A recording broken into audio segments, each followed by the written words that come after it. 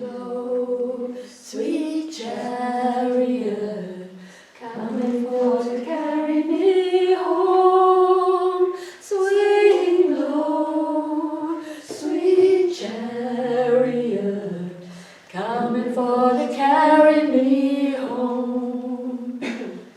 Now that is a Negro spiritual that we all know comes from American slave time. What you may not know is that there were underlying currents within that song. So yes, it is about going home, going to heaven.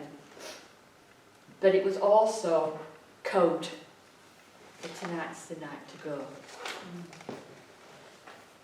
Swing low, got out under the fence. The next verse, if you think about the words, the verse is, I looked over Jordan, and what did I see? A band of angels coming after me. There were people waiting for them at the end of the Underground Railroad. The last verse, if you get there before I do, tell all my friends I'm coming too. There's a totally different light on it. So, good evening. My name is Florence Tupper, but you can all call me Mrs. Tupper. You go. What's your name? No, it's Rose. All scullery maids are called Rose. And you? What's your name? Lisa. Lisa? No. Jane. Ladies' maids are always Jane. In fact, I have a ladies' maid story that I wish to tell you today. I happen to be the proud housekeeper of a residence called Gale Mansion in this beautiful city of Whitehaven. Well, it feels like a city to me. It's the biggest place I've ever been to. And my employer, Mr. Gale, runs tobacco. He goes all the way over to the Americas, to Virginia, and he brings back tobacco supplies, and very good, lucrative a business it is too. He needed somebody to trust, that he could trust at this end. Gale Mansion isn't really very big, but the king could visit here, and I tell you he would not find one speck of dust in this place. Imagine my surprise then, when Mr. Gale writes correspondence to say he's coming home and bringing a wife. And not any young lass either. She's a widow, a lady called Mildred Washington, and she has 2 young sons. Well, we've never had a lady around the house before. I need to get things in order and work things out, and the children as well. That's going to be interesting, I can tell you. But what was most shocking was she was bringing a slave. Well, we have the ships move through Whitehaven all the time, going from Africa to America, but we don't have any town. And we've been told about these things at church. They've told us that they're not like us. They don't eat like we do, they don't dress like we do, and you can't educate them. Well, I was really, really shocked. And what was I going to do with the girl? I mean, if she dressed like a native, and her hair, it's supposed to be so frizzy, it's like the curling irons have been on it, and I don't know how to deal with hair like that, and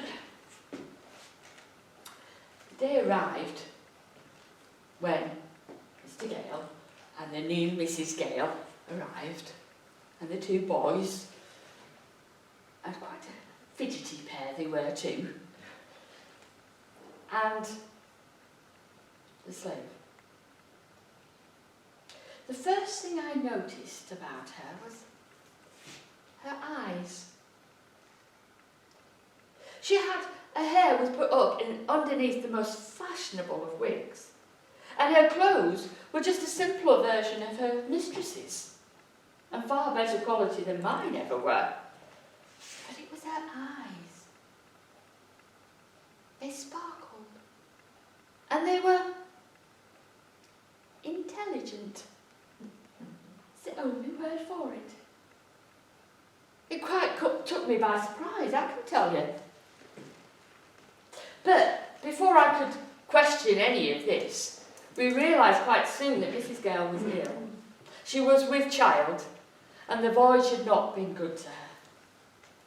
And so she was taken off to be looked after by her slave. Only Mrs Gale insisted on calling her servant.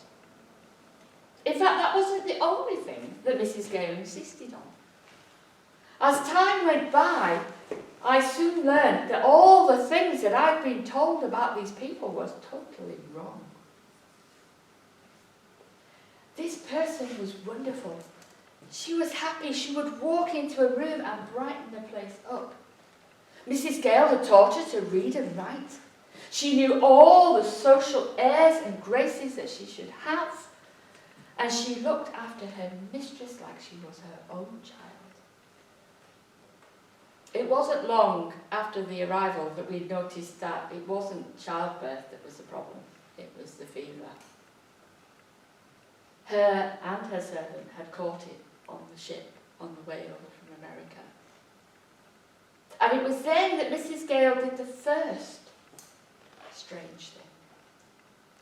She insisted that her servant be baptized, as she didn't have a Christian name. And without a Christian name, not only would she not be able to be buried in a church, she wasn't even allowed to enter it, for no slave was allowed through the doors of the church. It was very difficult. I know it was difficult, and I think it took a lot of persuasion on Mr Gale's part to get the bishop to agree. But Jane was the first person in this country to be baptised in a Christian baptism and given the name Jane. The baby was born, young Mildred, a life not to be for this world very long. But she did outlive her mother, who died within weeks of her arrival. And only a month later, Jane would follow. And it was then that we found the second amazing thing that Mrs Gale had done. For she had money in her own right. And in her will, she left £1,000 to her husband, and the rest went between her sons. And then one very, very strange request, that Jane be allowed to be buried with her in the same grave.